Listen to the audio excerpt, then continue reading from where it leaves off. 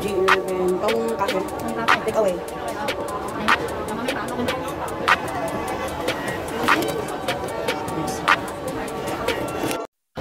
I'm waiting for my order. Good afternoon. Ayan yung order ko. Iniwan ko si Lola tulog pa kasi sarap din naman talaga matulog yun kasi medyo maulan-ulan, hindi masyadong mainit. Nakabili din ako ng i-steam ko na tofu at ngayon ay nandito ako waiting for our order ni Lola. So, see you later sa bahay.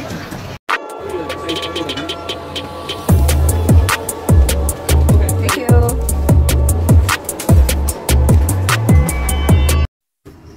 Heto na naman tayo sa our lunch for today is baked beef with cheesy sauce. Ayan. At yung dalawa doon ay nag-aaway na naman. Ay, yung dalawa, nag-aaway na naman sila. Nagmamalita na naman si Lola. Hi! Hi. Good? Hello! Yeah, hello! Hello. Sikfan! Tikman. Nasa mood yan. Nasa mood yan nakipag-away. Kaya tira ni Lolo. Pagbigyan ni Lolo ng gamot, nag-away na naman sila. Alas 12 na bumangon yan. Dahil hindi kami nakapasok dahil malakas ang ulan.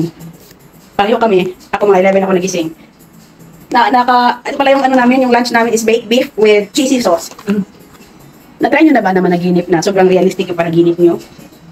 Na akala mo talaga totoo? Di ba may mga panaginip tayo na hindi natin maalala? Pero alam natin na naginip tayo.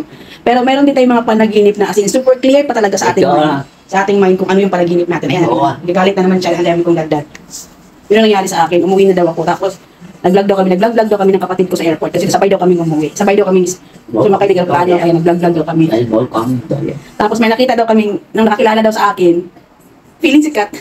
Tapos, nagpa-picture daw. Tapos, ayun, sabay din pala daw namin sa flight yung kilala na. Basta, ganun yung panaginip. So, sobrang excited ko siguro umuwi. Tara, kain na muna tayo dito. Isa galit na. Okay, bye-bye na. Say bye-bye. Ikaw ka, bye-bye. Lipin.